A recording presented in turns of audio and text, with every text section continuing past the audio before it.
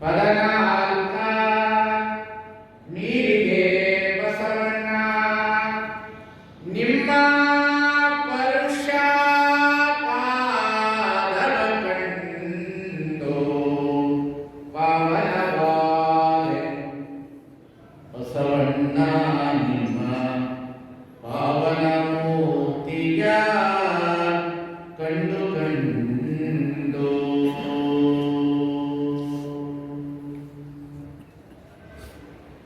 ಕಪಿಲ ಸಿದ್ಧ ಮಲ್ಲಿಕಾರ್ಜುನಯ್ಯನ ಕೂಡಿದೆ ಕಪಿಲ ಸಿದ್ಧ ಮಲ್ಲಿಕಾರ್ಜುನಯ್ಯನ ಕೂಡಿದೆ ಬಸವಣ್ಣ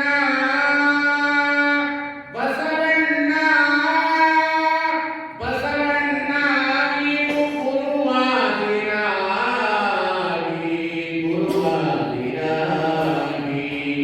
ಪಾವನವಾದೆ ಬಸವಣ್ಣ ನಿಮ್ಮ ಪಾವನ ಮೂರ್ತಿಯ ಕಂಡು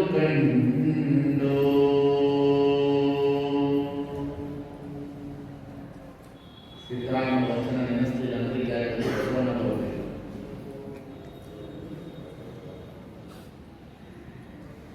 ಬಹಳ ಅಪರೂಪವಾದ ಕಾರ್ಯಕ್ರಮ ಇದು. ಪ್ರಜ್ಞಾವಂತರು ಕುಳಿತುಕೊಂಡು ಕೇಳುವಂತ ಕಾರ್ಯಕ್ರಮ. ಬಂದಿದೆ ಕುಳಿತಿದೆ ನಾವೆಲ್ಲರೂ ಮನುಷ್ಯರು ಕೇಳಿದರೆ ತಿಳಿದಿದೆ. ನಾವೆಲ್ಲರೂ ಜಾತಿಯಿಂದ ಶ್ರೇಷ್ಠತೆ ಶ್ರೀಮಂತರು ಅಂತ ತಿಳ್ಕೊಂಡಿದೆ.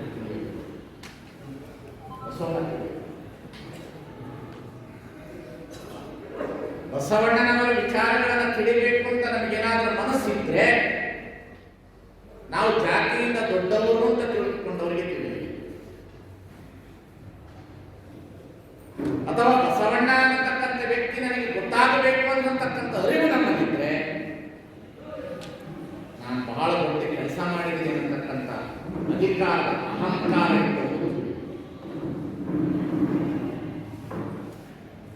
ಬಸವಣ್ಣ ಅನ್ನತಕ್ಕಂಥ ವ್ಯಕ್ತಿ ತಿಳಿಬೇಕಿತ್ತು ಅಂದ್ರೆ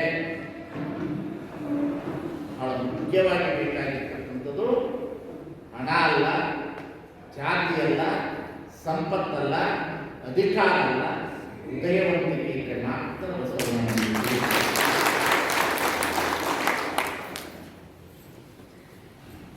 ಅಷ್ಟು ಬೇಗ ಬಸವಣ್ಣ ಎಲ್ಲರಿಗೂ ತಿಳಿಯೋದಿಲ್ಲ. ಹೃದಯ ಮಾತ್ರ ಇರಬೇಕು ಬಸವಣ್ಣನನ್ನು ತೆಗೆದುಕೊಳ್ಬೇಕು. ಬಸವಣ್ಣ ನಾಲಿಗೆಯಿಂದ ಮಾತನಾಡಿದವನಲ್ಲ, ಬುದ್ಧಿಯಿಂದ ಮಾತನಾಡಿದವನಲ್ಲ, ಹೃದಯದಿಂದ ಮಾತನಾಡಿದ.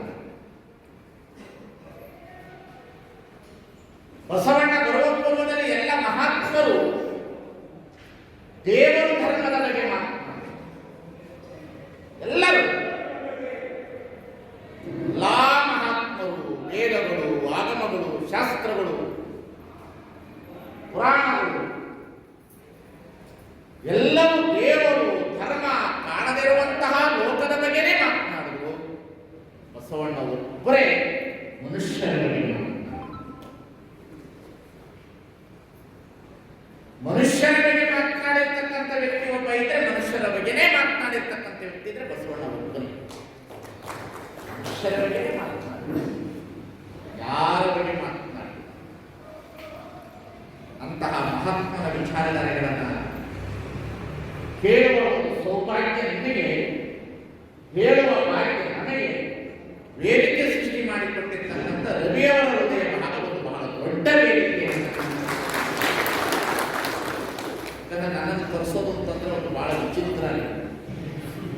ಅವರೆಂಟು ಫೋನ್ಗಳು ಹೋಗ್ತಾರೆ. ಆ ಸ್ವಾಮಿನ ಕಳಿಸಿ, ಅವ ಹಂಗೆ ಮಾತಾಡ್ತಾನ, ಹಿಂಗೆ ಮಾತಾಡ್ತಾನ, ಹೆಂಗೆ ಮಾತಾಡಬೇಕು ಅವರು.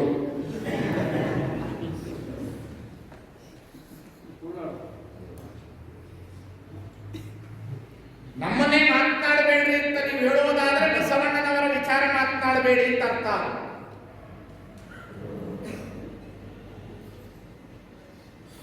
ಇವತ್ತಿನ ಪರಿಸ್ಥಿತಿಯಲ್ಲಿ ವೈಚಾರಿಕತೆಗೆ ಸುಗ್ರೀವಾಜ್ಞೆ, ವೈಚಾರಿಕತೆಗೆ ಸುಗ್ರೀವಾಜ್ಞೆ. ಸತ್ಯದ ಮಾತಿಗೆ ಎಮರ್ಜೆನ್ಸಿ ಇದೆ.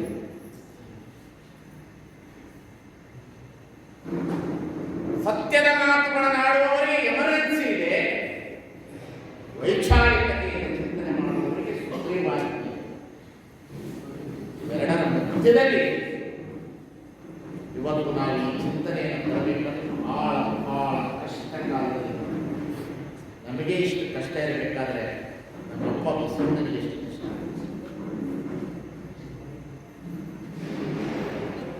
ನಮ್ಮಪ್ಪ ಬಸವಣ್ಣನವರಿಗೆ ಎಷ್ಟು ಕಷ್ಟ ಆಗಿರ್ಬೋದು. ನಾನು ಒಂದ್ಸಲ ಹೇಳ್ತಾ ಇರ್ತೇನೆ, ಬುದ್ಧ ಮಹಾರಾಜನಾಗಿ ಬಂದಿರುವುದರಿಂದ ಎಲ್ಲ ಮಹಾರಾಜರು ಜೊತೆಯಲ್ಲಿ ಸೇರಿಕೊಂಡು ಬೆಳೆಸಿದ್ದಾರೆ.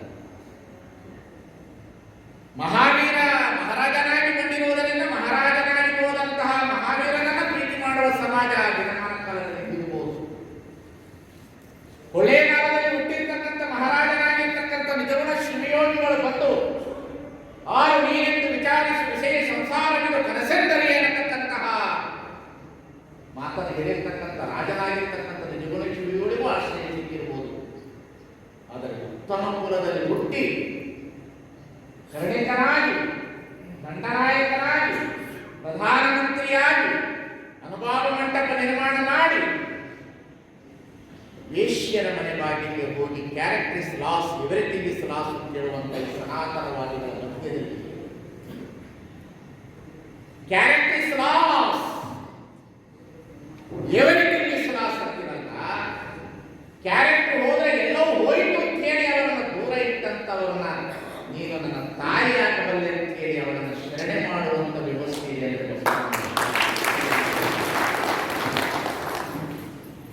ಹೇಳಿದ್ನಲ್ಲ. ಬಸವಣ್ಣನ ತಿಳಿಬೇಕಾದ್ರೆ ಬಹಳ ಕಷ್ಟ ಇದೆ.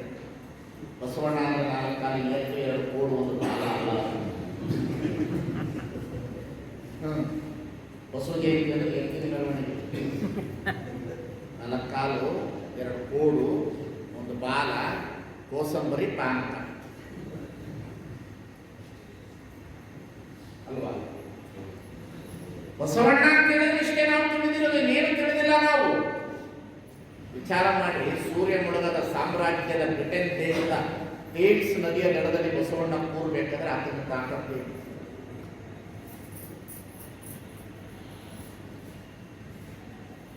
ಬಸವಣ್ಣನವರಿಗೆ ಮತೀಯವಾದಿಗಳು ಅರ್ಥ ಆಗೋದಿಲ್ಲ, ಧರ್ಮಾಂತರಿಗೆ ಅರ್ಥ ಆಗೋದಿಲ್ಲ, ಜಾತಿವಾದಿಗಳಿಗೆ ಅರ್ಥ ಆಗೋದಿಲ್ಲ, ಬಂಡವಾಳ ಶಾಹಿಗಳಿಗೆ ಅರ್ಥ ಆಗೋದಿಲ್ಲ.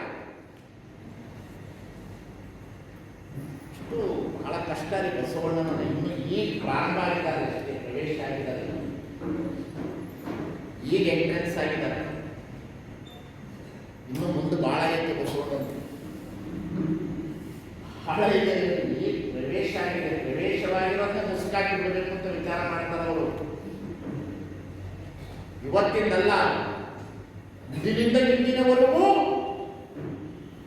ರೋಡ್ ಸರಿಯಾಗಿಬಿಟ್ರೆ ಮನುಷ್ಯರು ಓಡಾಡ್ತಾರೆ. ಮನೆಗೆ ದೀಪ ಬಂದರೆ ಮನೆಯೊಳಗಡೆ ಇರ್ತಕ್ಕಂಥ ಮಕ್ಕಳು ಶಿಕ್ಷಣ ಪಡೆದುಕೊಳ್ತಾರೆ.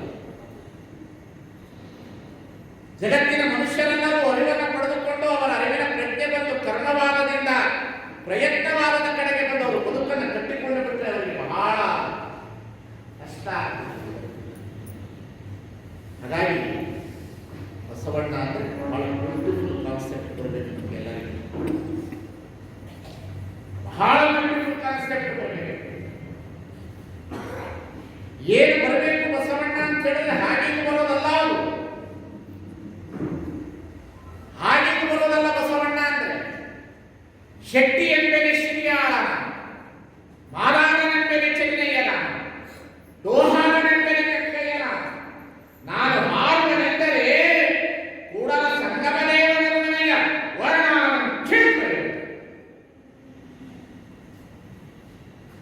ಧ್ವನಿ ಇದೆಯಲ್ಲ ಬಸವಣ್ಣನ ಧ್ವನಿ. ಯಾರ ಕೈಯಲ್ಲೂ ಅಲ್ಲಾಡ್ಸಕ್ಕಾಗದಿಲ್ಲ, ಯಾರ ಕೈಯಲ್ಲಿ ಅಲ್ಲಾಡ್ಸಕ್ಕಾಗೋದಿಲ್ಲ. ಯಾರು ಏನು ಬೇಕಾದ್ರೂ ಮಾಡ್ಬೋದು ಈ ಜಗತ್ತಿನಲ್ಲಿ. ಸಿದ್ದರಾಮಯ್ಯನವರು ಒಳ್ಳೆ ವಿಚಾರ ಹೇಳಿದರು. ಮಾತೃಭಾಷೆಯಲ್ಲಿ ಬಂದಿರುವ ಧರ್ಮವನ್ನು ಹಾಳು ಮಾಡಲಿಕ್ಕಾಗೋದಿಲ್ಲ. ಸೂಕ್ಷ್ಮತೆಯ ಮಾತುಗಳು ಭಾಷಣ ಮಾಡೋದಕ್ಕೆ ಕೇಳಬೇಕು. No man perfect, no perfect.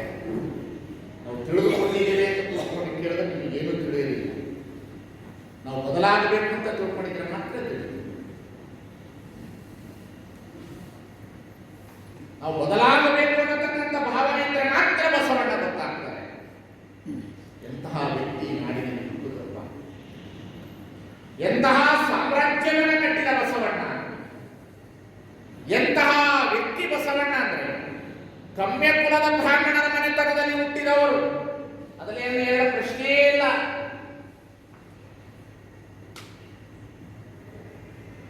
ಕೆಳವರ್ಗದವರಿಗೆ ಪ್ರವೇಶ ಇಲ್ಲ ಅಂದ್ರೆ ಮೇಲ್ವರ್ಗಕ್ಕೆ ಕೆಳಜಾತಿ ಹುಟ್ಟಿದವನ್ನ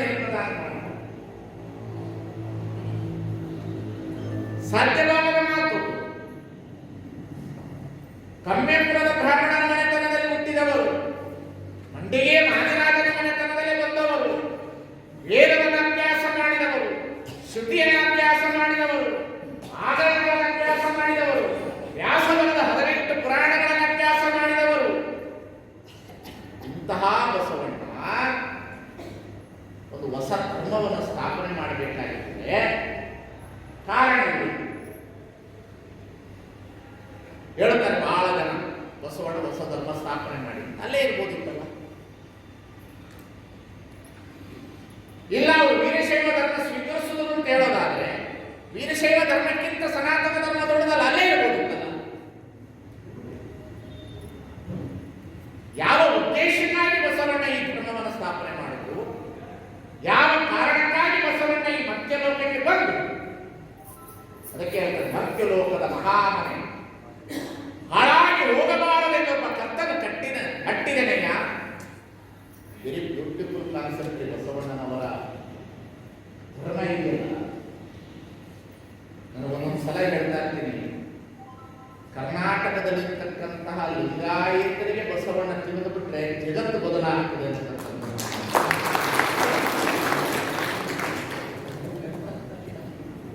ಕರ್ನಾಟಕದಲ್ಲಿ ಹುಟ್ಟಿರುವ ಲಿಂಗಾಯತರು ಬದಲಾಗಿ ಬಿಟ್ರೆ ಜಗತ್ತು ಬದಲಾಗುತ್ತೆ. ಯಾಕೆಂತ ಹೇಳಿದ್ರೆ ಬಸವಣ್ಣ ಆ ರೀತಿಯಲ್ಲಿ ಸಮಾಜ ಬಸವಣ್ಣ ಆ ರೀತಿಯಲ್ಲಿ ಸಮಾಜವನ್ನು ಒಗ್ಗೂಡಿಸುವುದು. ಅವರಿಗೇನು ಅಧಿಕಾರ ಬೇಕಾಗಿರಲಿಲ್ಲ, ಅವರಿಗೇನು ದಂಡನಾಯಕರಾಗಬೇಕಾಗಿರಲಿಲ್ಲ. ಈ ದೇಶದಲ್ಲಿ ನಡೀತಿರ್ತಕ್ಕಂಥ ವ್ಯವಸ್ಥೆಯನ್ನು ಬಹಳ ಚೆನ್ನಾಗಿ ವೀಕ್ಷಣೆ ಮಾಡಿದ್ರು. ಅವರೇನು ಎಲ್ಲೋ ಒಂದು ಕಡೆ ಕುಳಿತು ಮೂಗ ಮುಕ್ತಿ ಬಯಸುವ ನಾಚಿಕೆ ಕೇಳಿಗಳೇನೆಂಬ ಅಂತಕ್ಕಂತಹ ಬಸವಣ್ಣನವರು ಯಾವುದೇ ಗುಹೆ ಒಳಗಡೆ ಕುಳಿತು ಧ್ಯಾನ ಮಾಡಿದವರಲ್ಲ. ಅವರ ಮೆಡಿಟೇಷನ್ ಏನಿತ್ತು ಅಂದ್ರೆ ಅಬ್ಸರ್ವೇಷನ್ ಇತ್ತು. ಅವರಿಗೆ ವೀಕ್ಷಣೆಯೇ ಜ್ಞಾನವಾಗಿತ್ತು.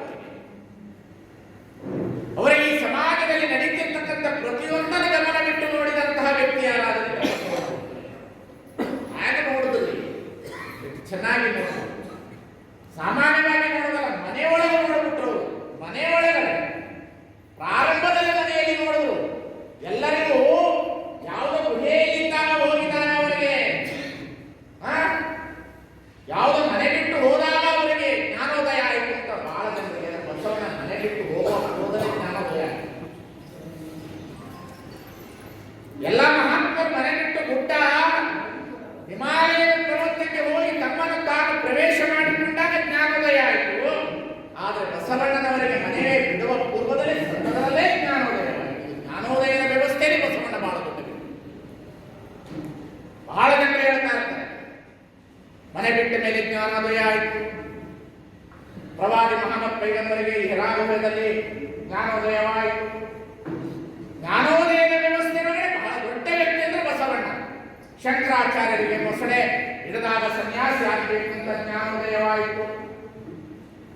ಜ್ಞಾನೋದಯದೊಳಗಡೆ ಬಸವಣ್ಣನಂತ ಜ್ಞಾನೋದಯ ಯಾರು ಅಲ್ಲ. ಎಂತಹ ವ್ಯಕ್ತಿ ಅಂದ್ರೆ ಮನೆಯಲ್ಲಿ ಕುಳಿತಿರುವಂತ ಸಂದರ್ಭದಲ್ಲಿ ಅವಳ ಸೋದರತ್ತೆ ಮನೆಗೆ ಬರ್ತಾರೆ.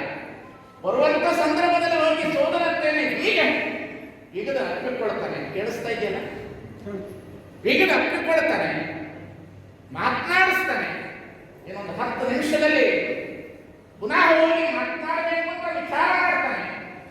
ಅವಳು ಅಷ್ಟು ದೂರದಲ್ಲಿ ಕೂತಿದ್ದಾಳೆ. ಸೋದರಂತೆ ನನ್ನನ್ನು ಮುಟ್ಟಿಸ್ಕೋಬೇಡ, ನನ್ನನ್ನು ಮುಟ್ಟಿಸ್ಕೋಬೇಡ ಅಂತ ಹೇಳಿದ ಕೂಡಲೇ ಕೇಳ್ತಾಳೆ. ಬಸವಣ್ಣ ಕೇಳ್ತಾನೆ, ಯಾಕೆ ಮುಟ್ಟಿಸ್ಕೋಬೇಡ ಅಂತ ಹೇಳ್ತೇನೆ. ನೋಡಿದ್ರೆ ಇಲ್ಲ, ನಾನು ಮುಟ್ಟಾಗಿದ್ದೀನಿ, ಅದಕ್ಕೆ ನನ್ನನ್ನು ಮುಟ್ಟಿಸ್ಕೋಬೇಡ. ಅದು ಬಸವಣ್ಣನಿಗೆ ಪ್ರವೇಶ ಆಗದೆ ಅಲ್ಲಿವರೆಗೂ ಬಸವಣ್ಣನಿಗೆ ಪ್ರವೇಶ ಆಗೋದು.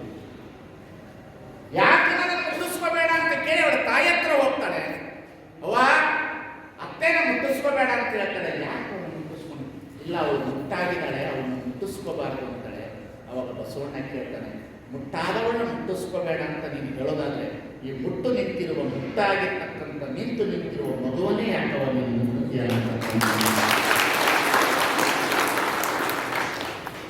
ಜ್ಞಾನೋದಯ ಇದೆಯಲ್ಲ, ಈ ಪ್ರಕೃತಿ ಧರ್ಮದ ಜ್ಞಾನೋದಯ ಇದೆಯಲ್ಲ, ಈ ಪ್ರಕೃತಿ ಧರ್ಮದ ನ್ಯಾಯ ಇದೆಯಲ್ಲ, ಈ ಜಗತ್ತಿನಲ್ಲಿ ಯಾರು ಪ್ರಶ್ನೆ ಮಾಡಿಲ್ಲ, ಯಾರ್ಯಾರು ಪ್ರಶ್ನೆ ಮಾಡಿಲ್ಲ ಇದನ್ನ. ಈ ಸೃಷ್ಟಿಗೆ ನಿಯಮವಾಗಿರ್ತಕ್ಕಂಥ ದೇವರು ಕೊಟ್ಟಿರುವಂತಹ ನಿಯಮದ ವಿರುದ್ಧ ನೀನು ಮಾತನಾಡ್ತಾ ಇದೆಯಲ್ಲವಾ. ಮುಟ್ಟೆಂದು ಮುಟ್ಟಲೇಕೆ ಮುಟ್ಟು ಗಟ್ಟಿಕೊಂಡಿರುವ ಹುಟ್ಟಿರುವ ಕೂಸನ್ನು ಮುಟ್ಟಲೇಕೆ ಜ್ಞಾನೋದಯ ಹೆಂಗಾಯ್ತು ನೋಡ್ರಿ ಬಸವಣ್ಣನಿಗೆ. ಬಹಳ ಜನರಿಗೆ ಜ್ಞಾನೋದಯ ಕಣ್ಣು ಮುಚ್ಕೊಂಡಾಗ ಆಯ್ತು. ಈ ಬಹಳ ಜನ ಕರ್ಕೊಂಡು ಹೋಗ್ತಾರೆ, ಬರ್ರಿ ಕಣ್ಣು ಮುಚ್ಕೊಳ್ರಿ, ನೋಡ್ರಿ, ಕಾಣಿಸ್ತದೆ. ಏನ್ ಕಾಣಿಸ್ತದೆ? ಮನೆ ಏನ್ ಕಾಣಿಸೋದೇ? ಏನ್ ಕಾಣಿಸ್ತದೆ? ಕಣ್ಣು ಮುಚ್ಕೋ, ಉಸಿರು ತಗೋ, ಕೆಳಗೆ ಬಿಡು, ಕಾಣಿಸ್ತಾ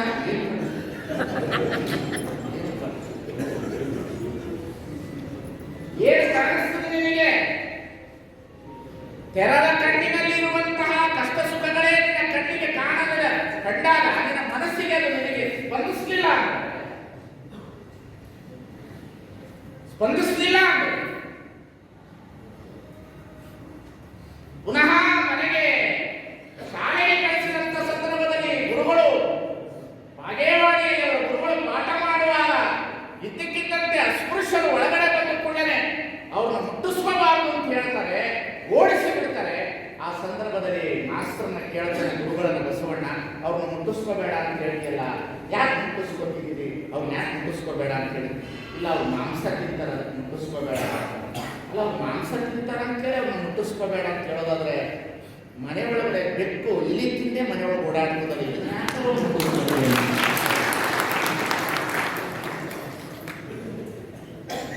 ಅರ್ಥ ಆಯ್ತಾ?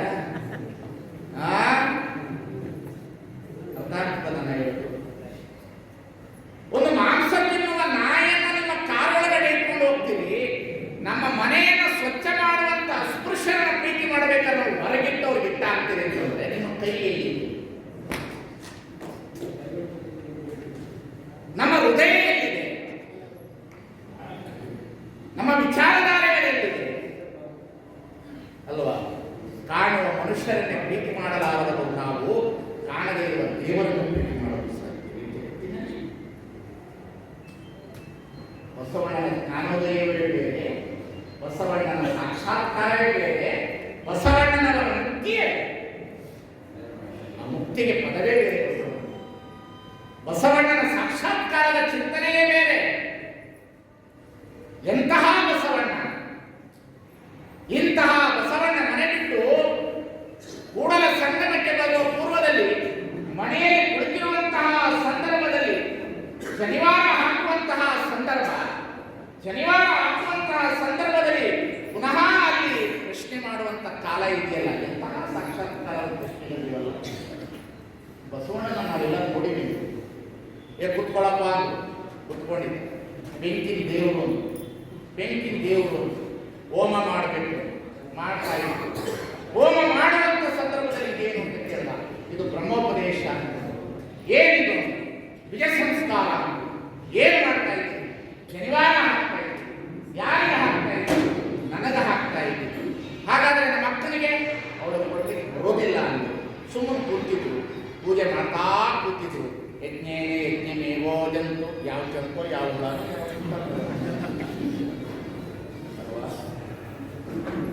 ಬೆಂಕಿ ಪೂಜೆ ಮಾಡ್ತಾ ಇದ್ರು. ಪೂಜೆ ಮಾಡುವಂತ ಸಂದರ್ಭದಲ್ಲಿ ಇದ್ದಕ್ಕಿದ್ದಂತೆ ಅಗ್ರಹಾರದ ಒಳಗಡೆ ಯಾವುದೋ ಒಬ್ಬ ಮನುಷ್ಯ ಓಡಿ ಬಂದು ಬಟ್ರೆ ನಿಮ್ಮ ಮನೆಗೆ ಬೆಂಕಿ ಬಿದ್ದಿದೆ ಅಂದ್ರು.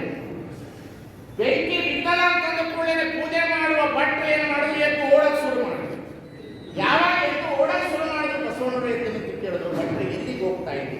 ಇಲ್ಲ ಮನೆಗೆ ಬೆಂಕಿ ಬಿದ್ದಲ್ಲ, ಮನೆಗೆ ಬೆಂಕಿ ಬಿದ್ದಿದೆ. ಹೌದು, ಮನೆಗೆ ಬೆಂಕಿ. ಬಸವಣ್ಣ ಕೇಳಿದ್ರು, ಭಟ್ರೆ ಬೆಂಕಿನ ದೇವರು ಅಂತಿದ್ದೀವಿ ಅಲ್ವಾ? ನೀವು ಬೆಂಕಿನ ದೇವರು ಅಂತ ಹೇಳಿ ಪೂಜೆ ಮಾಡಕ್ಕಾಗ್ತೀವಿ, ನೀವು ಮನೆಗೆ ಬೆಂಕಿ ಬಿದ್ದಾಗ ಯಾಕೆ ಓಡ್ ಹೋಗ್ತೀವಿ? ಇದು ಸಣ್ಣ ದೇವರು, ಅದು ದೊಡ್ಡ ದೇವರು ಅಂತ ಹೇಳಿ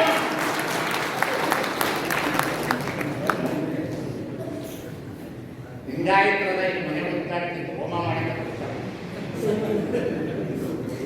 ಎಷ್ಟು ಎಷ್ಟು ಎಷ್ಟು ಧರ್ಮದ್ರೋಹಿಗಳು ನಾವೆಷ್ಟು ಧರ್ಮದ್ರೋಹಿಗಳು, ಆಚಾರ ದ್ರೋಹಿಗಳು. ಇದೇ ಮಾತು ಬಳಸ್ತೇನೆ ಅಲ್ವಾ? ಬೆಂಕಿನ ದೇವರಂತ ನಂಬಿಸಿದ್ರಿ ಅಲ್ವಾ? ಕೆಲವರು ಮೈ ಮೇಲೆ ದೇವ್ರು ಬಂದಾಗ ಬೆಂಕಿ ಮೇಲೆ ಓಡ್ತಾ ಇರ್ತಾರೆ. ಮೈ ಮೇಲೆ ಓಡಬೇಡ, ಅರ್ಧ ಗಂಟೆ ಮಲಗು.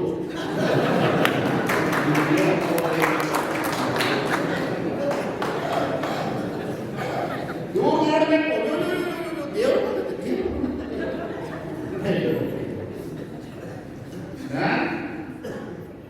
ಈ ಜಗತ್ತಿನಲ್ಲಿ ನಮ್ಮನ್ನ ನಾವು ಮಾರಾಟ ಮಾಡಿಕೊಂಡು ಎಲ್ಲಿ ಬಸವಣ್ಣ ಯಾವಾಗ ಬೆಂಕಿನ ದೇವರು ಅಂತ ಹೇಳಿದ ಕೂಡ ಬಸವಣ್ಣ ವಚನ ಬರೀತಾನೆ. ಕಿಚ್ಚು ದೈವವೆಂದು ಹವಿಯಲಿಕ್ಕುವನ ಮನೆಯಲ್ಲಿ ಕಿಚ್ಚೆತ್ತು ಕೊಪ್ಪಿಡಿತಿರುವ ಪಕ್ಷದಲ್ಲಿ ಬೀದಿಯಲು ಹೊಯ್ದು ಕೊಪ್ಪಿಡುತ್ತಿರುವರಯ್ಯ, ಒಂದನೇ ಮರಕ್ಕೆ ನಿಂದಿಸುವರಯ್ಯ ಕೂಡಲ ಸಂಗಮವಿರುವ. ಯಾರು ಬಸವಣ್ಣ? ಬೆಂಕಿ ದೇವರಾಗುತ್ತದೆ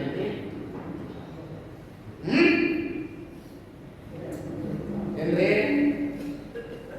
ಬೆಂಕಿ ದೇವರಾಗ್ತದೆ. ಮೈ ಮೇಲೆ ಇದು ನಾನು ಹೇಳಿದಲ್ಲ, 1000 ವರ್ಷದಿಂದ ನಮಗೆ ಆತ್ಮಪ್ರಜ್ಞೆ ಜಾಗೃತ ಮಾಡಿಸ್ತಾನಲ್ಲ ಬಸವಣ್ಣ, ಬದುಕಲಿಕ್ಕೆ ಕಲಿಸ್ತಾರಲ್ಲ. ಎಂಥವ್ರು ಇರ್ಬೋದು, ಎಂತಹ ವ್ಯಕ್ತಿ ಇರ್ಬೋದು ವಿಚಾರ ಮಾಡಿ. ಇಂತಹ ಬಸವಣ್ಣನವರನ್ನ ಬಿಟ್ಟುಬಿಟ್ಟ ನಾವು ಏನ್ ನೋಡ್ಬೇಕು? ಮನೆ ಉದ್ಘಾಟನೆ ಅಂತ ನಿಮಗೆ ಹೋಮ ಆಕಳು ತಗೊಂಡು ಬರ್ರಿ ಮನೆ ಒಳಗಡೆ. ಆಕಳು ತಗೊಂಡು ಬಂದು ಮನೆ ಉದ್ಘಾಟನೆ ಮಾಡಿಬಿಟ್ರೆ ಲಕ್ಷ್ಮಿನೇ ಕಡಿಮೆ ಆಗೋದಿಲ್ಲ.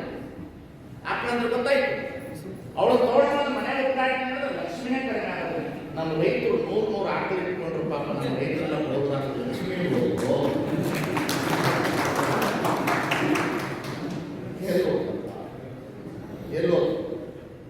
ಲಕ್ಷ್ಮಿ ಎಲ್ಲೋ ಹೋದ್ರು.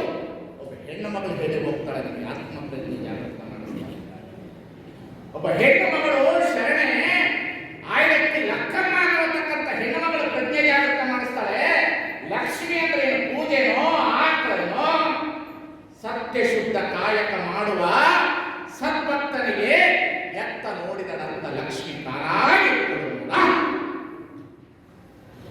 ಜಾಗೃತ ಇರಬಹುದು. ವಿಚಾರ ಮಾಡಿ, ಈ ಜಗತ್ತಿನಲ್ಲಿ ಮನುಷ್ಯರಿಗಾಗಿ, ಮನುಷ್ಯರ ಧರ್ಮ, ಮನುಷ್ಯರ ಬದುಕಿಗಾಗಿ ಹುಟ್ಟಿರ್ತಕ್ಕಂಥ ಒಂದು ಧರ್ಮ ಇದ್ರೆ ಅದು ಲಿಂಗಾಯತ ಧರ್ಮ.